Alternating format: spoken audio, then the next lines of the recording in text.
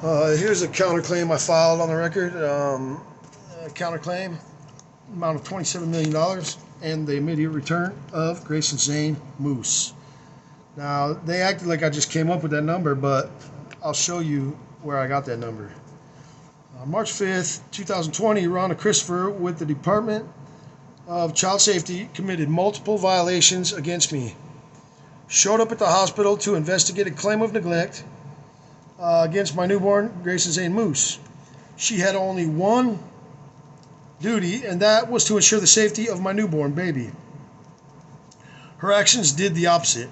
Her job as investigator of child abuse and neglect consists of talking to the parents, checking out the home, getting the toxicology report for the child, asking the parents to do some rule-out drug testing, checking to see if the father had signed the birth certificate, and other tasks required to investigate a report to ensure that the child is safe and to see if the parents need any services, parenting classes, or even welfare like food stamps to help with the expense of raising a newborn. She was being paid by the state to do a service for the people of the community. This was not what Rhonda had planned when she showed up that day. She was rude to me, Stephen Bradley Moose, the father, and told me she was there to take my baby. I was shocked and frightened because I love my child. I had not committed a crime. I did not want anyone to take my child away. Rhonda claimed I was on drugs from my reaction to her.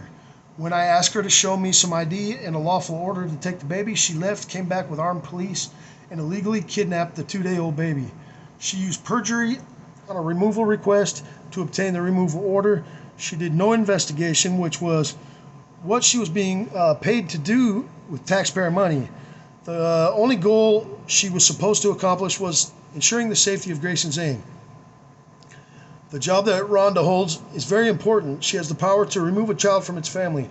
There are laws, rules, and policies that she must follow to prevent her from abusing that power and ensuring that no innocent people are harmed.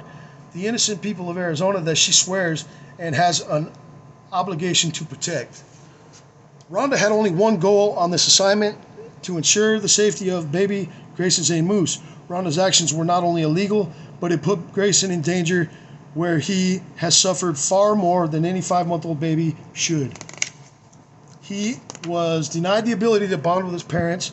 That is very important to a newborn's brain development. He has been neglected since birth to the point his head is dented and flat. He has suffered injuries like the skin around his anus being rubbed off so bad it appeared to be he was abused. I only get to see my son for 4 hours a week. My son loves me and I love him. This horrifying crime committed by Rhonda has damaged my family in so many ways. Some of the damages will likely never heal. Rhonda's decision to use fraudulent claims to remove Greyson instead of doing what she gets paid for and investigating our situation is not okay. I can only imagine how many other victims have been destroyed by this woman. I have filed on the record all the proof of my claims. I demand that I be compensated for the damages and my son be returned to me so that I am whole again. Rhonda swore under penalty of perjury that her lies were true, and it has severely hurt my reputation in business, as well as the physical and emotional suffering of Greyson, Brittany, and I. I stand in court to answer the charges, not represented by anyone but as a man of God, we the people, competent and of the age of majority. I have had to learn the process of court and have written my own documents and affidavits. I have been clear of my intentions and filings. I have claimed my innocence from these charges and have not contracted with any persons involved. I stand as a belligerent claimant and demand my fundamental rights be recognized and not violated. The court lacks jurisdiction in this case, and I have not committed the violations claimed in the state of this case. I have made everyone involved aware of the crimes committed by Rhonda, as well as my innocence. I have motioned to dismiss. I have informed all the injuries of my son. I have done everything in my power to try to protect Greyson. Now I am filing this counterclaim in an attempt for justice. My only intention is to live and raise my children with equal protections of the law and free from government tyranny. I am not a U.S. citizen, a legal fiction, a person, a corporation. I am not a dead entity or a creation of law. I am a living body, man of God, we the people. I am the definition of you in the U.S. Code. I alone am the title holder of my son Greyson Zane Moose. I alone am responsible to keep him safe. I control control his living body and his estate. I demand he be returned to me as soon as possible. Return him to me today before the end of the day to prevent more damages and claims. I will be available for correspondence by email only. Send all messages to moosepest@gmail.com. I trust you will want to resolve this issue outside of the courtroom, and I am open to discuss this. The time is of the essence, and a prompt resolution of this mess will be beneficial to all involved. I will be watching for your response. Have no doubt that if this matter is not resolved, I have every intention of following through and pressing charges on everyone involved in this terrible display of misconduct. The guilty have been free to act without accountability for too long and need to take responsibility for their actions. The positions of power that are held by the said individuals must not be taken lightly. The harm that they are capable of when they do not follow the rules is catastrophic. I have had enough. And then I got cause of action right here. All these counts. I got negligence, armed kidnapping by the Glendale police, racketeering, deprivation of rights under color of law, conspiracy to deprive rights under color of law, perjury, defamation of character, fraud, abuse of power, malicious prosecution, judicial misconduct, violation of oath, breach of public trust, crimes against humanity, human trafficking, armed abuse of authority, denied right of reasonable defense arguments, denied right to truth and evidence, denied provisions in the Constitution, emotional distress, mental anguish and abuse, unlawful incarceration, slander, libel, neglect, failure to protect and act, misappropriation of taxpayer funds, malpractice, criminal extortion, economic oppression, falsification of documents and record, armed subordination of perjury, armed treason, war against Americans, armed violation of due process, and armed coercion.